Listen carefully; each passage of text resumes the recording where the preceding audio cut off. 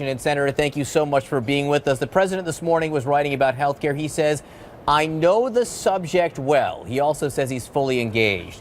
Do you think he's fully engaged and knows the subject well?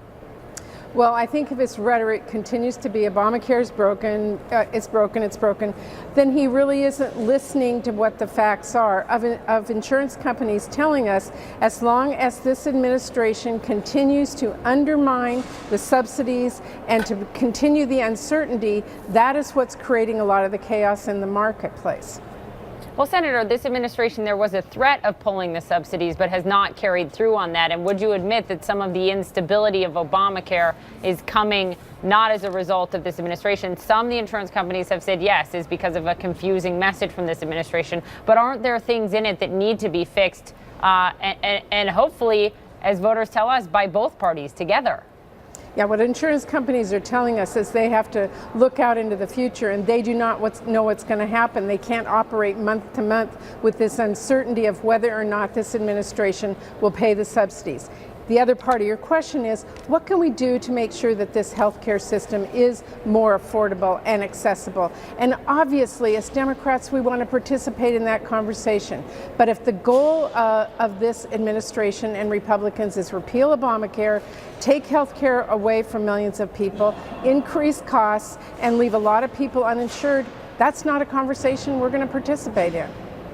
So you wrote the backroom deals and arm twisting are going to go into overdrive starting now. This is in the effort to get to 50. Let me ask you this. If part of those backroom deals include more money for Medicaid, for instance, more money to fight opioid addiction, isn't that moving the bill in the right direction?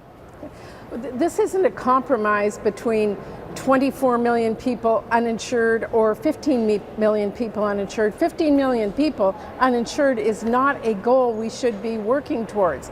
Yes, we need to make sure we're looking at how we improve our healthcare system.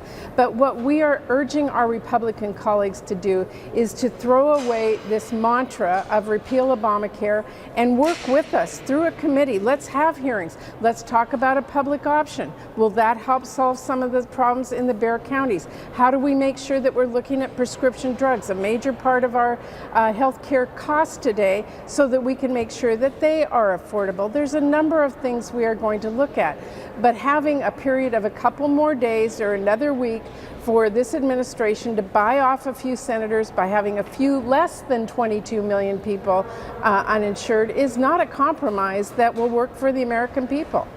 Well, Senator Patty Murray of Washington, thanks for being with us. Again, we will see if there is any compromise or working together across party lines, something, Washington could all use more of. Thank you, Senator. The World Series champion Chicago Cubs going back for